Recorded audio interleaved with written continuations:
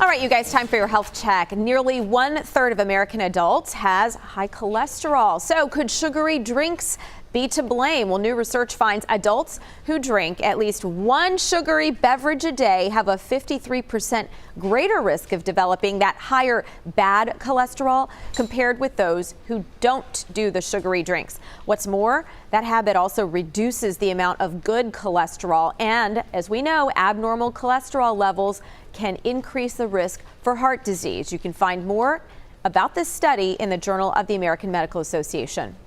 Well, as COVID-19 spreads globally, misinformation can spread as well. So let's debunk a few myths, shall we? This is all from the World Health Organization. So myth number one, antibiotics are effective in preventing and treating COVID-19. No, that is false. Antibiotics do not work against viruses of any kind. We're talking viral infections, not bacterial. Myth number two, rinsing your nose with saline can keep you from catching COVID-19. No.